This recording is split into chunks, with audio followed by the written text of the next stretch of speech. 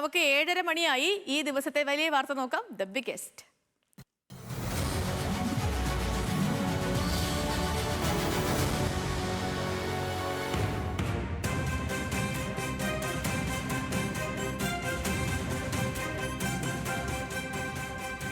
രക്ഷാപ്രവർത്തനത്തിനിടെ മരിച്ച രാജേഷിന്റെ മൃതദേഹത്തോടുള്ള അനാദരവിൽ കണ്ണൂർ ജില്ലാ കളക്ടർക്കും പരിയാരം മെഡിക്കൽ കോളേജ് അധികൃതർക്കുമെതിരെ DCC സെക്രട്ടറി മൃതദേഹം ഫ്രീസറില്ലാത്ത ആംബുലൻസിൽ കൊണ്ടുപോയത് ഉദ്യോഗസ്ഥരുടെ വീഴ്ചയാണെന്നും ഇത് ഗൗരവമായി പരിശോധിക്കണമെന്നും DCC secretary KK Suresh Kumar പറഞ്ഞു.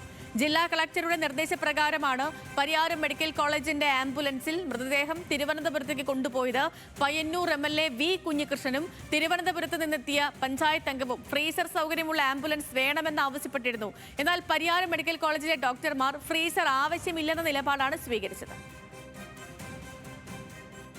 അവിടെ നടന്ന യഥാർത്ഥ സംഭവം എന്ന് പറയുന്നത് മൃതദേഹം പോസ്റ്റ്മോർട്ടം കഴിഞ്ഞതിന് ശേഷം തിരുവനന്തപുരത്തുള്ള പഞ്ചായത്ത് മെമ്പർ അദ്ദേഹം തിരുവനന്തപുരത്തുള്ള ഡോക്ടർമാരൊക്കെയായി ബന്ധപ്പെട്ട് അദ്ദേഹം പറഞ്ഞു, ഇത് ഫ്രീസർ ഉണ്ടെങ്കിൽ മാത്രമേ കൊണ്ടുപോകാൻ പറ്റുള്ളൂ, അതുകൊണ്ട് ഫ്രീസർ വേണമെന്ന് ആ പഞ്ചായത്ത് മെമ്പർ നിരന്തരം അവിടുന്ന് ആവശ്യപ്പെട്ടിരുന്നു. പെരിയാരം മെഡിക്കൽ കോളേജിലെ ആശുപത്രിയുടെ ആംബുലൻസ്, അതും കളക്ടറുടെ പ്രത്യേക ഓർഡർ പ്രകാരമാണ് പെരിയാരം മെഡിക്കൽ കോളേജിന്റെ ആംബുലൻസിൽ ആ മൃതദേഹം കൊണ്ടുപോകേണ്ടി വന്നത്.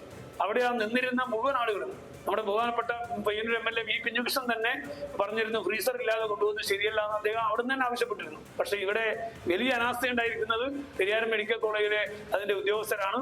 അവർ പറഞ്ഞു ഫ്രീസറിന്റെ ആവശ്യമില്ല, ഇത് എംബാം ചെയ്യാൻ മൃതദേഹമാണ്, ഇതിനെല്ലാം ഇത് അത്രയും ഭദ്രമായിട്ടാണ് ഞങ്ങൾ നിങ്ങളെ ഏൽപ്പിക്കുന്നത് എന്ന് പറഞ്ഞതിന്റെ അടിസ്ഥാനത്തിലാണ് അവിടെ ഫ്രീസർ ഒഴിവാക്കേണ്ടി വന്നത്.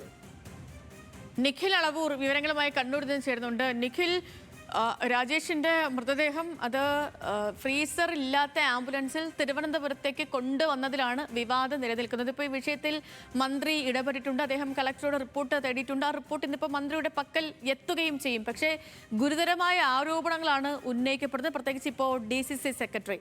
നിലവിൽ നമുക്ക് പരിശോധിക്കുമ്പോൾ എന്തൊക്കെ കാര്യങ്ങൾ മനസ്സിലാകുന്നു ഈ വിഷയത്തിൽ?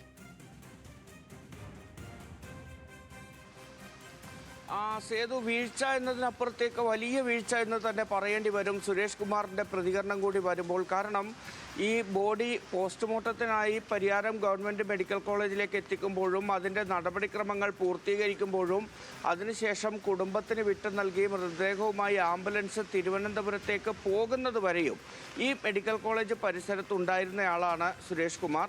അദ്ദേഹം പറയുന്നത് നിരന്തരം അവിടെ ഉണ്ടായിരുന്ന ജനപ്രതിനിധികൾ ഇത്തരത്തിൽ ഫ്രീസറുള്ള ആംബുലൻസിൽ മാത്രമേ മൃതദേഹം കൊണ്ടുപോകാൻ പാടുള്ളൂ എന്നാവശ്യപ്പെട്ടിട്ടുണ്ട്. തിരുവനന്തപുരത്ത് നിന്നെത്തിയ അവിടുത്തെ ജനപ്രതിനിധി കൃത്യമായി അവിടെയുള്ള ഡോക്ടർമാരോട് ഉൾപ്പെടെ സംസാരിച്ചതിന് ശേഷം ഫ്രീസറുള്ള ആംബുലൻസിൽ മാത്രമേ മൃതദേഹം കൊണ്ടുപോകാൻ സാധിക്കൂ, അതിനുള്ള സൗകര്യം ഒരുക്കണമെന്ന് കണ്ണൂരിലുള്ള ഉദ്യോഗസ്ഥരോട് ആവശ്യപ്പെട്ടിട്ടുണ്ട് എന്ന് തന്നെയാണ് അദ്ദേഹം പറയുന്നത്. പക്ഷേ മെഡിക്കൽ കോളേജ്, അതായത് Kannur medical college, Pariyaram Kannur government medical കോളേജിലെ അധികൃതർ ഇക്കാര്യത്തിൽ ഫ്രീസർ ഇല്ലെങ്കിലും കുഴപ്പമില്ല, കൃത്യമായി ഡബിൾ സീൽ ചെയ്ത രീതിയിലാണ് മൃതദേഹം കൈമാറുന്നത്, പ്രശ്നങ്ങൾ ഉണ്ടാവില്ല എന്ന് പറഞ്ഞ് അവരുടെ ഒരു ഉറപ്പിലാണ് ഫ്രീസർ ഇല്ലാത്ത പരിയാരം മെഡിക്കൽ കോളേജിൻ്റെ തന്നെ ആംബുലൻസിൽ മൃതദേഹം തിരുവനന്തപുരത്തേക്ക് കൊണ്ടുപോയത് എന്നതാണ് ഈ പ്രതികരണത്തിൽ നിന്ന് വ്യക്തമാകുന്നത്. മാത്രമല്ല, ഈ മെഡിക്കൽ കോളേജിൻ്റെ ആംബുലൻസ് വിട്ടു നൽകാൻ പ്രത്യേക ഉത്തരവിറക്കിയത് കണ്ണൂർ ജില്ലാ കളക്ടറാണ് എന്നുകൂടി അദ്ദേഹം പറയുന്നുണ്ട്. അപ്പോൾ അറിയാതെ പറ്റിയ ഒരു തെറ്റല്ല, മെഡിക്കൽ കോളേജിലെ ഉദ്യോഗസ്ഥരിൽ നിന്ന് ലഭിച്ച ഉറപ്പിൻ്റെ അടിസ്ഥാനത്തിലായിരിക്കണം ഒരുപക്ഷെ കളക്ടർ അങ്ങനെ ഒരു നിർദ്ദേശം പുറപ്പെടുവിച്ചത്, ആംബുലൻസ് വിട്ടു നൽകാൻ.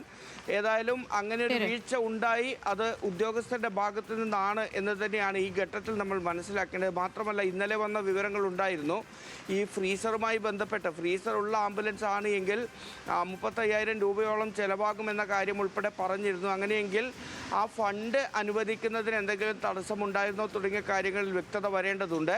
ഇന്നിപ്പോഴേതായാലും ഇതിൻ്റെ പ്രാഥമികമായ അന്വേഷണത്തിന് ഒരു റിപ്പോർട്ട് കളക്ടർക്ക് മുന്നിൽ എത്തുമെന്നാണ് നമ്മൾ പ്രതീക്ഷിക്കുന്നത്. കണ്ണൂർ ADM ആണ് ഇക്കാര്യം അന്വേഷിക്കുന്നത്. ഇന്നലെ തന്നെ കളക്ടർ അദ്ദേഹത്തെ അതിന് ചുമതലപ്പെടുത്തിയിരുന്നു. ശരി നിഖിൽ, ഇതിൽ വിവാദങ്ങൾ ഇപ്പോഴും കനക്കുന്നുണ്ട്. ഇന്നലെ നിഖിൽ പറഞ്ഞ പോലെ തന്നെ ഫണ്ടിന്റെ കാര്യമൊക്കെ ആശുപത്രി സൂപ്രണ്ട്, ഈ വിവാദങ്ങളിൽ ആശുപത്രി സൂപ്രണ്ട് ഈ ഫണ്ടിന്റെ കാര്യമൊക്കെ പറഞ്ഞ് അതിനെ സമർത്ഥിക്കാൻ ശ്രമിച്ചു. പക്ഷെ അതിനെ ADM തഹസിൽദാർ തള്ളുന്നത് നമ്മൾ കണ്ടു. ഇന്നിപ്പോൾ റിപ്പോർട്ടൊക്കെ വരും. പക്ഷേ എന്താണെങ്കിലും അത് ഒരിക്കലും ഉണ്ടാകാൻ പാടില്ലാത്തൊരു കാര്യമായിരുന്നു അല്ലേ? കാരണം രാജേഷ് എന്ന് പറയുന്നത് കേരളത്തിന്റെ ഒരു കണ്ണീരോർമ്മയാണ്. സ്വന്തം ജീവൻ അപകടത്തിലാണ് എന്നറിഞ്ഞുകൊണ്ട് തന്നെ പലർക്കും ജീവിതമായ വെളിച്ചമായ അവരെ മരണത്തിൽ നിന്നും കൈപിടിച്ച് കയറ്റിയ ഒരാളാണ് രാജേഷ്. അപ്പം അങ്ങനെ ഒരാളിന് ഇങ്ങനെ ആയിരുന്നില്ല ഒരു യാത്രയയപ്പ് നൽകേണ്ടിയിരുന്നത്. അദ്ദേഹത്തെ ഇങ്ങനെ ആയിരുന്നില്ല തിരുവനന്തപുരത്തേക്ക് കൊണ്ടുവരേണ്ടിയിരുന്നത്. ഇതിൽ എന്ത് വിശദീകരണമാണ് ഇവരൊക്കെ നൽകാൻ പോകുന്നത് എന്നുള്ളതാണ് നമുക്കിനി അറിയേണ്ടതും. റിപ്പോർട്ട് ഇന്നിപ്പോൾ കളക്ടറുടെ മുന്നിലേക്ക് എത്തുമെന്ന് പ്രതീക്ഷിക്കുന്നുണ്ട്. കളക്ടറിൽ നിന്ന് മന്ത്രിയിലേക്കും ഇന്ന് തന്നെ എത്തുമെന്ന് കരുതപ്പെടുന്നുണ്ട്. അപ്പം അത് വരുന്ന മുറയ്ക്ക് നമുക്കറിയാം എന്തൊക്കെ കണ്ട ഫൈൻഡിങ്സ് ആണ് അതിൽ ഈ വിഷയവുമായി ബന്ധപ്പെട്ട് ഉള്ളതെന്ന്.